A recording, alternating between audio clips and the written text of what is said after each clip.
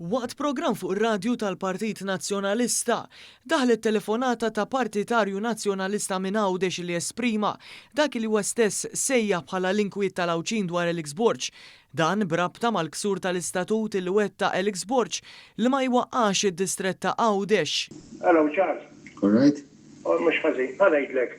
Aħna jemmen Għawdex, aħna l-Awċin nispankutati għax ma kadin nisema ħafna affarijiet. U Alex ħajħalli ta' Għawdex u jżum Malta, jew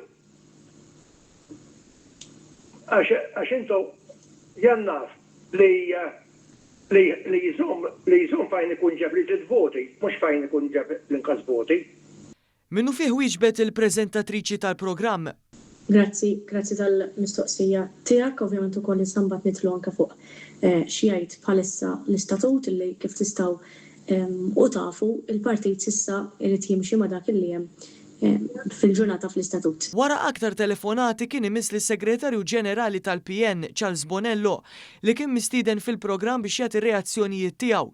Iżda hawnhekk ħareġ verżjoni għal kollox differenti minn dik tal-preżentatriċi tal-programm. L-istatut japplika għal kandidati tal-kontestaw mal-Partit Nazzjonalista, ovvjament kulħadd jifhem li il-kap mhuwiex kandidat ordinarju.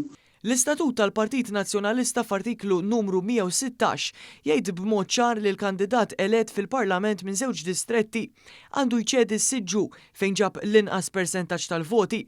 F'dan il-każ Elixborġ ġab l-inqas persentaġġ ta' voti fuq id-distrett ta' Għawdex u kellu jċedi s-siġġu tiegħu fuq dan id-distrett. Kien news fil-fatt li kien żvela aktar kmieni din il-ġimgħa li Borġ ma rridx iċedi Għawdex u mbotta lis-Segretarju Ġenerali Nazzjonalista Charles Bonello biex jara kif se jdur mas-sitwazzjoni. Bonello issa ħareġ bit-teorija li l-istatut japplika għal kulħadd iżda mhux għall kap.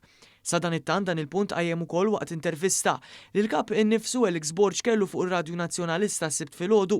Madankollu minflok ġar huwa responsabbiltà tal-ksur tal-istatut.